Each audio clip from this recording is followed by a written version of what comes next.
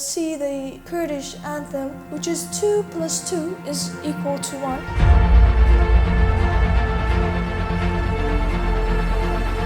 We use this anthem a lot because we hope someday we became one independent Kurdistan.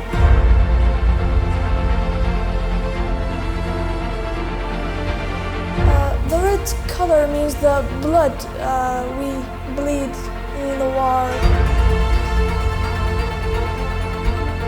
White color means peace, because we really want to make peace. And the green one means Kurdistan nature.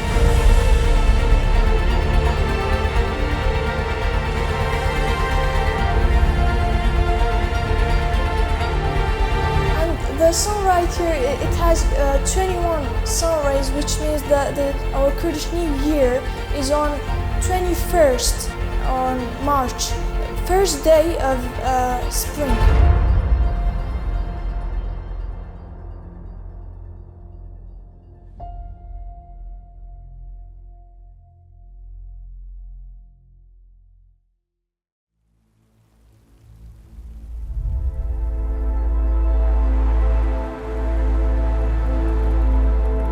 It's amazing when you walk into these schools for the second time or third time, and you walk down the hallway and hear some little kid scream your name. You turn around and you see them waving in the hallway, and they remember you, and it makes us feel amazing. It's a heartwarming thing. One of the individuals had come out and said, "Look, I want to give you a gift," and it was a head wrap. And she's like, "This is a token of honor." And she said, "I see you as an uncle because you're taking care of us. It's a position where we know that you guys love us, and so we want to honor you in that." And so just to be accepted into their culture, accepted into their, we'll say, family, really, we're 1,000 miles away from anyone we know, and it's cool to just come in and people are genuinely happy to see you. So it's kind of a neat little connection that I think we sometimes take for granted. Yeah, I think you're right. Yeah, that's right. But I decided to wear My favorite part of this trip, I think there's a couple highlights. One of them was to be able to actually spend, because of the weather, we got to spend a little bit more time at one of the schools and spend time with the kids. And so that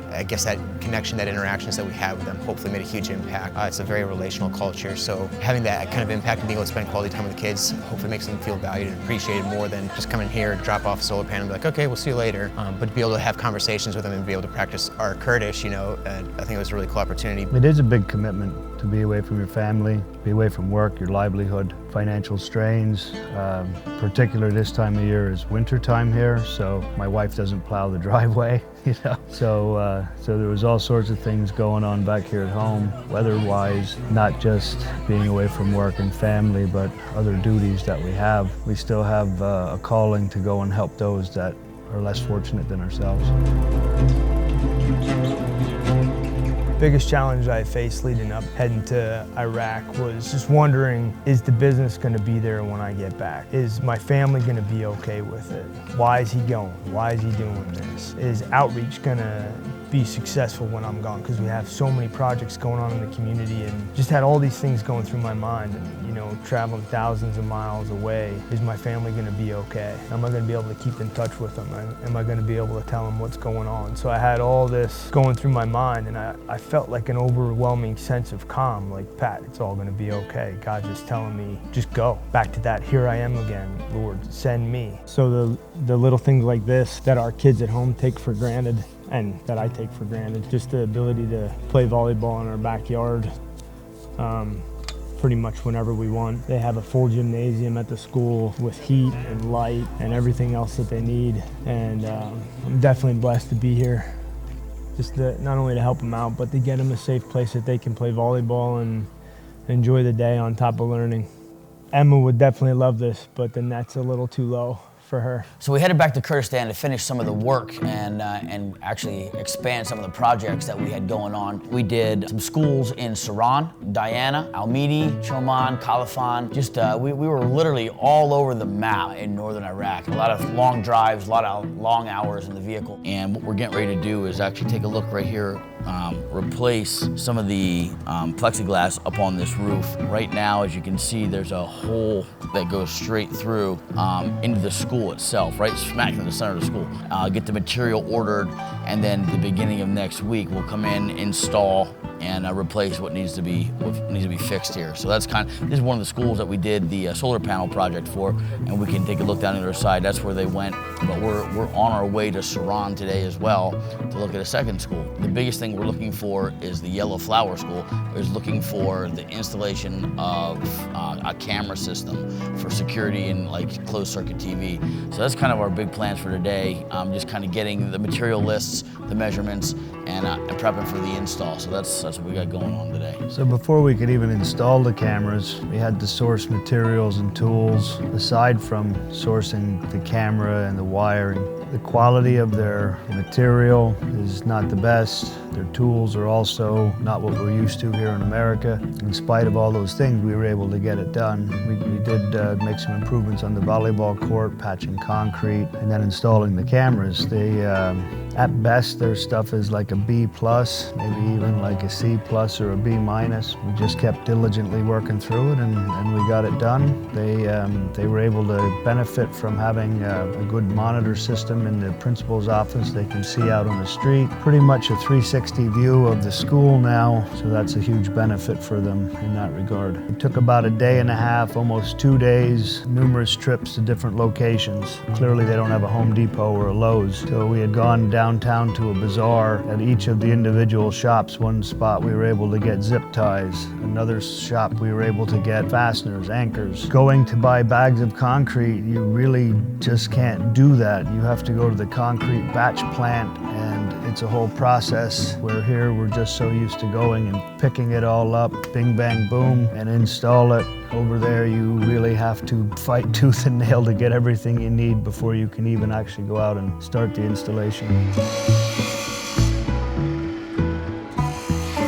So in the previous trip, we provided solar panels for this school and other villages too. And now you can see they have power from the school. And yeah, now with the camera system, everything should get them ready to go.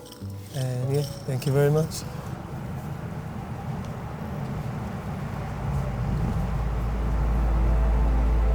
So we ended up arriving at this school, Califan Scientific High School, crawling out over top of this 16-gauge steel truss setup where it's completely rusted. The trusses are cut from the bottom, exposing yourself to about a 25, 30-foot fall. I had the crew, they were hanging onto my ankles. We put sheets of plywood out across these trusses so that we wouldn't fall through the old plexiglass that was there while putting up the new plexiglass. And we're taking off all these old screws and braces that kind of held this whole frame together. I hear the Quran prayer music in the background, so that's like ringing through my ears as I'm looking down at this concrete floor, just thinking, man, like we want to shine some light. What a better opportunity than to be dangling from these 16-gauge trusses with your brothers and sisters in Christ behind you, holding your ankles, knowing that if you fall, you're going to take all them with you.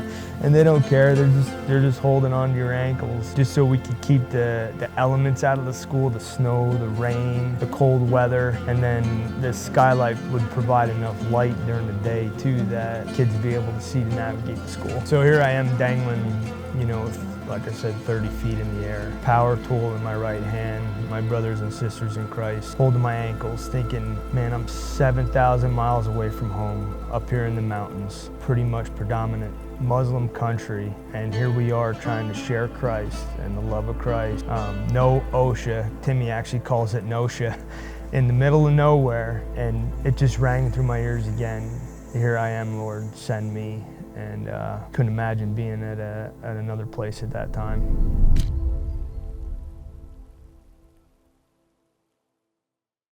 We have to be doing good to ourselves, for our brothers. You cannot say you love God and still be doing bad things to you. You know, our whole purpose here is to educate people on what human trafficking is in order to prevent the human trafficking before it happens.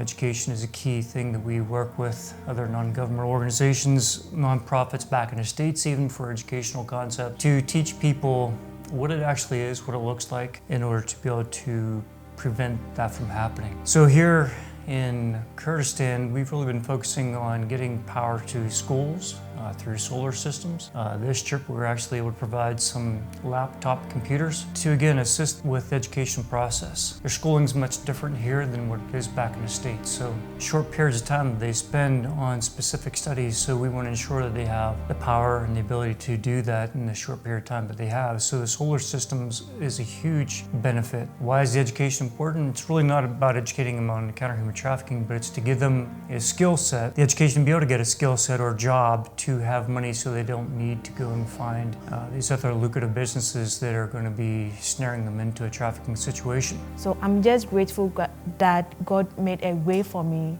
this time around. At least we were able to make impact with the migrants, especially because they are the most people that are very important here, that we want to protect them, make sure they are okay, because they are from different countries to look for greener pastures and also look for work. And I believe that they need to be protected and their safety matters. You know, there's a lot of people from Ghana that have fallen trapped to that because they're all poverty-stricken areas, and so they're always looking for an easier route, and sometimes that easier route is somebody enticing them to believe or make them believe that, hey, we have this great job for you over here.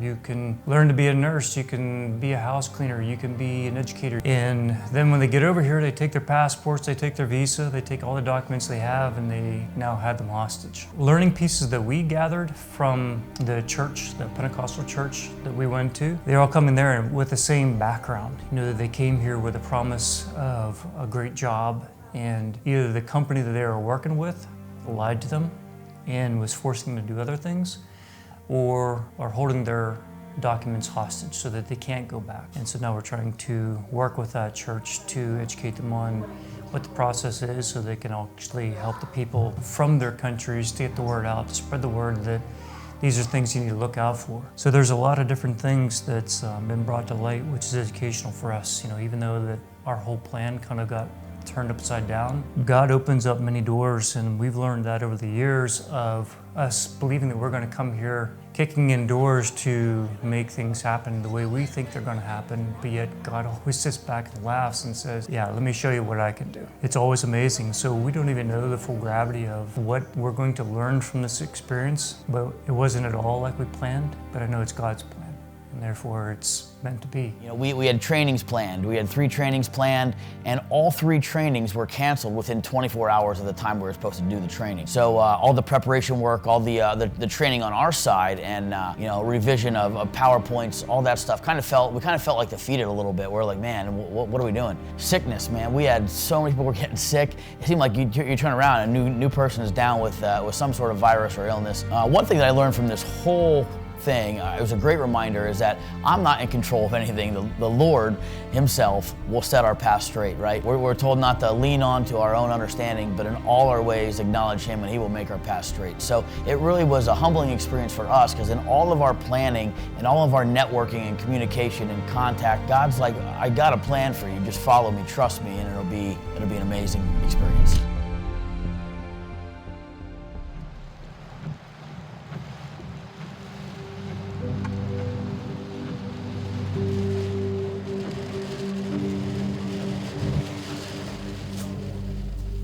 That's when they needed the most. So the solar panels will help them extend the hours. We wanted to talk about the solar panel effect and the before effect. The solar panel project is this great and helpful project for our school. We suffered so much and we faced so many problems, especially about power and electricity, because we used to go days without having any power, and also it was this major problem, especially in winter time, because it would get dark really early, so we would just sit in the dark and listen to what the teacher was saying, not what the teacher was writing or talking about, because we couldn't see the board, and sometimes they would just send us home because it was useless sitting in this dark classroom. It also damaged our learning process and studying and education. But after the solar panel project started and they were installed, it really changed our school in a very great way. We got used to turning on lights whenever we wanted, and whenever we needed, we got used to studying in light, and also we got used to using any supplements, any electrical power. Just first of all, I appreciate you guys very much for your support, and she does that on behalf of all the students. She says, as you see, our school is built in the 1970s, somewhere there. If we were to have like a more modern school, the students would be able to do a lot more and study way better to be more successful. But thank you very much for your support. I really appreciate it. So we express our greatest gratitude to especially the Five Stones International team and those who help for us to study in the light. You know, they always say to the future's country leaders, it's in schools, classrooms. Thank you for making learning, make Kurdistan better and maybe build a free, better Kurdistan. Thank you so much. So we were also able to interact with General Barham again. General Barham has been one of our solid supporters from the beginning, setting up different things from interviews and trainings. He's just really been amazing at helping us get in and do the work that we feel called to do. I said to General Barham, I said, hey, we can't wait to come back, and continue our work with you. And he says, Inshallah, which means if God wills. I said, yes, Inshallah. And he says, no, not my Inshallah, your Inshallah. And we kind of laughed and joked because later it was explained that, like, when they say if God wills, it could be like, well, maybe, we'll see. He took it more as no, he wanted, our word is good. And he said, so if God wills, you're telling me you will be back. And so I took that as a huge compliment, just to have him kind of reinforce the idea that, yeah, we're here, on God's drive and God's purpose.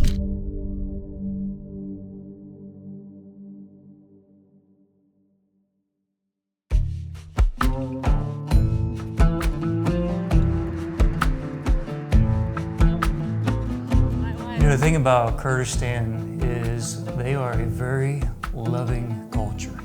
Back in the States, people sometimes think that we have this vision of Iraq and Iran and Syria that is just a terrorist country. We had a meeting a long time ago with General Barham, and through translation, he said, you don't know what it's like to be surrounded on all sides by your enemies. He said, we have Syria and Turkey to the north, Iran to the east, and Iraq to the south. And so, we're sitting there thinking, Erbil area, Duhok area, we're in Iraq. The Kurds are very open and very welcoming people, so I feel very safe being over here. I feel welcome. Most of the population here is welcoming.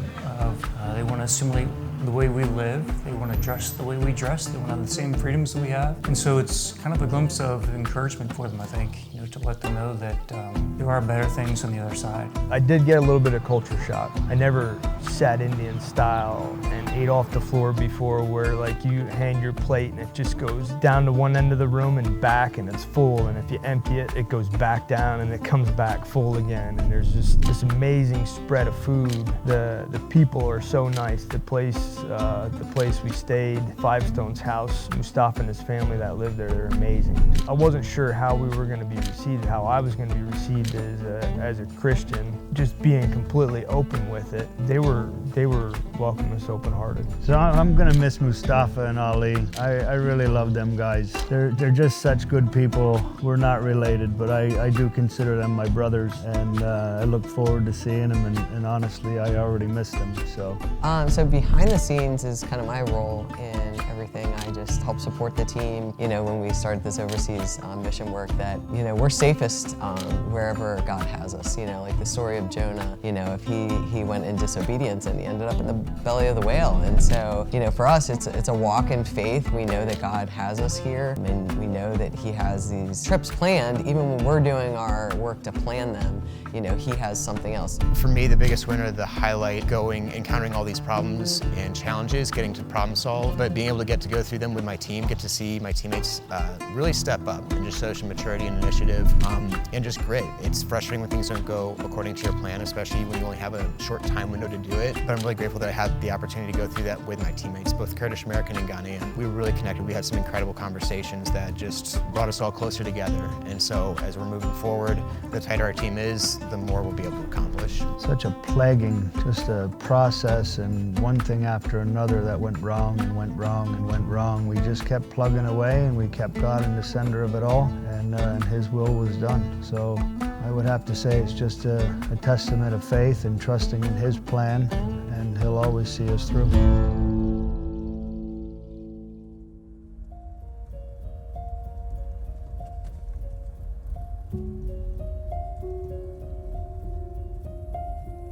here is really safe, and we love anyone who can help us and make change. And I'm sure we are going to make a better Kurdistan, especially our generation and me.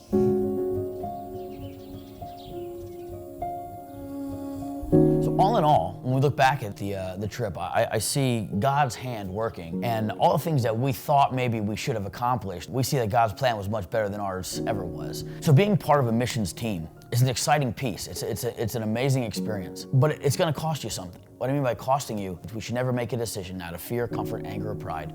And so I think for Americans, I know for me personally, sometimes the biggest or the hardest one to overcome is that comfort. We're so comfortable in our daily life, in our daily grind, that we know, hey, this is my schedule, this is what I do, this is how this works. And sometimes God calls us out of those things to rely on His strength, on His power to show us His will for us in our life. And so I would say that if you're being held up because you're afraid to walk away from something, pray through that. That's a spirit of fear. God has not given us the spirit of fear, but of power and of love and of a sound mind. If it's like, man, it's a little out of my comfort zone, praise the Lord. He's calling you up and out, right? He's got more for you in your life than I think what you realize. Where is God calling you?